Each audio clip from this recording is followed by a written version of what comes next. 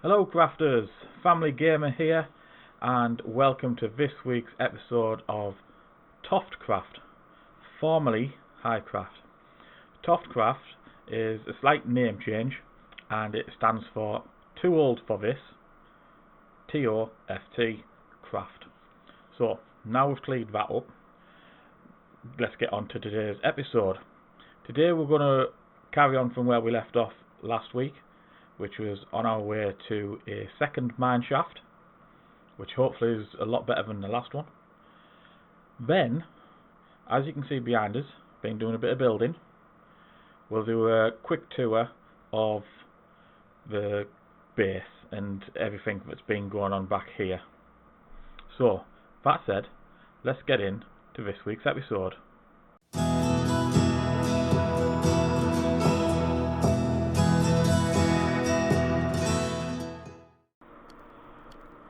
So here we are at mineshaft number 2, hoping for a big improvement over the last one.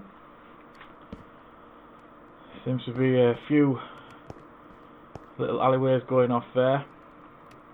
However, we're just going to start off by getting the iron melted from the last mineshaft. There wasn't a great deal of it, to be honest with you, but it always comes in handy if you need an extra tools while you're down in a mineshaft. Get some early iron onto smelt straight away, and you've always got plenty of spare for tools.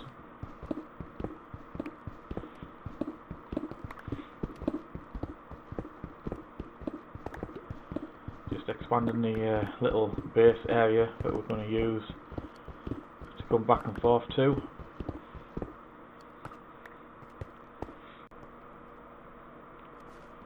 Oh, the wife seems to have disappeared. No, where's she gone to? She'll be off exploring without me, as usual. Hey, there she is. And looks like she's run into a bit of trouble.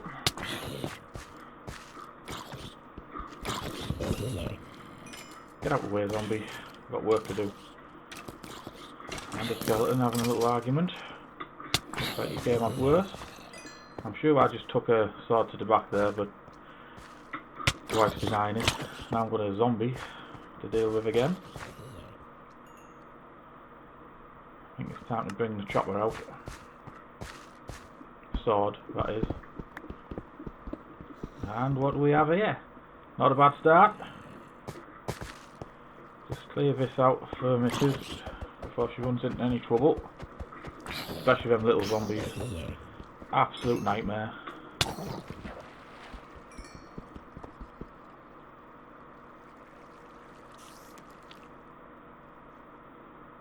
This gets a little annoying when you've got water flowing everywhere. But here we go, let's have a look. Look at that. What a start. We didn't get anywhere near that in the amount of time we spent in the last mine shaft. Golden apple, redstone, powered rail, absolutely amazing, cracking start to the mine shaft.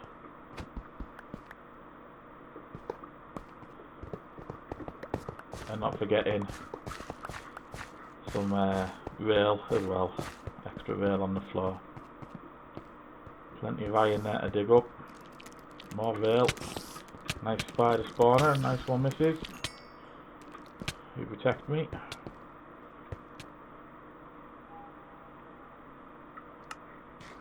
It's always ideal to bring some shears when you come down into a mine shaft because the cobwebs get quite annoying.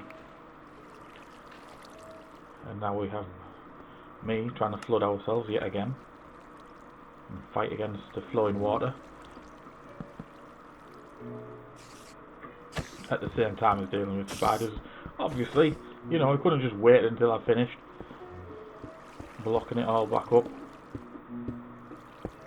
There we go, job sorted. Oh no, that's right, spider on the loose. 4 misses, that's it, thank you. Well done for clearing that up for me. Let's get this lit up, no more spiders.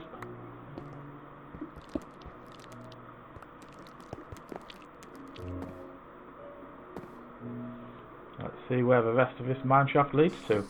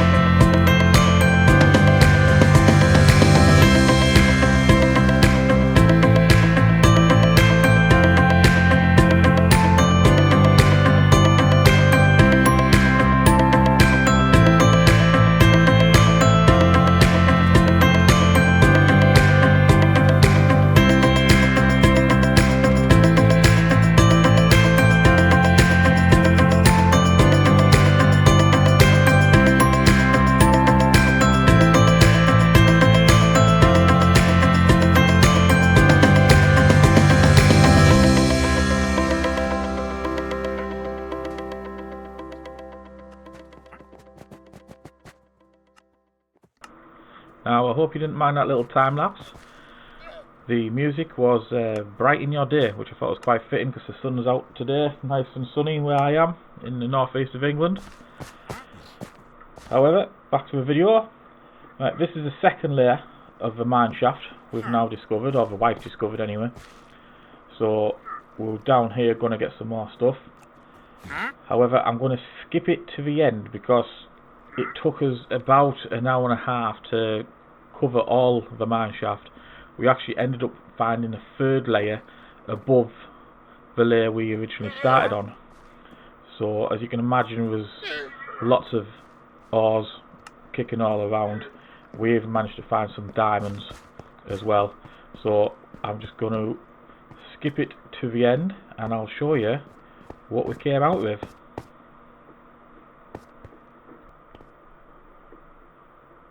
And here we are. just short of 2.5 stacks of iron, blue lapis, redstone, 1.5 stacks of coal, just short of 3 stacks of rail, 2 diamonds. It's wonderful stuff. Not a bad mining session at all. With all that iron, it's going to come in very handy. I think that deserves a photograph of our successful mining session. Let's just dig some of this out.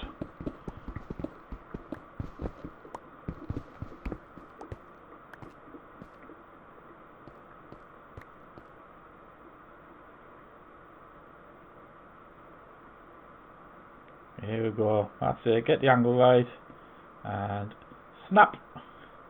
Perfect. Now, we've not been back to the base for 2 episodes, so before we end today's little video, we're going to take a trip home and show you what we've been doing since I recorded this little mining experience, and then I will tell you what's coming up in next week's episode. So here we are, folks, back home, and as you can see, I've got the front of my base build. It's going to be a medieval castle, as I mentioned in the first episode. Inside is going to be obviously the castle keep, where I'm going to live. Then we'll possibly have like a butcher's and a baker's, an armoury, that sort of stuff. But for the time being, let me just show you around what we've done so far. As you can see, the original bridge is still standing. I haven't changed that yet, I haven't had a chance. But under the portcullis we go, and we have my dirt house. Yes, a dirt house. This is literally it for the time being. 3 floors, bedroom upstairs, food, wife's food, valuables. Downstairs, just an AFK pool, which I will explain why that's there in a second. Back up we go, try and get for ladders. It's a little bit awkward. Out the back door, first thing we have is a bone meal farm. Absolutely fantastic little bone meal farm. Pumps out tons of bone meal. It's basically 4 lots of kelp with the pistons behind, using the 0 tick mechanics.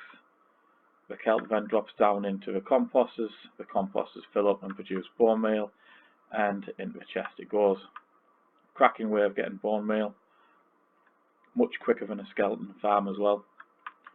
Then here we've got a quick cooking system that I like to put together. It's nothing automated as such, doesn't include any mine carts or anything. Basically in the top you put your items to cook, drops down into your different cookers, pops out the bottom. Same at the back here, but the normal cookers, they work the front, hence why in this chest here you've got stone, but I thought I'd expand it. So I've got 4 normal cookers at the back. At the front you've got the 2 blast furnaces and the 2 smokers for any food. And then this bad boy to the left here is another 0 tick farm. However, it incorporates cactus, sugarcane, bamboo and kelp, and it is amazing. It's switched off at the moment, and it will be for the time being.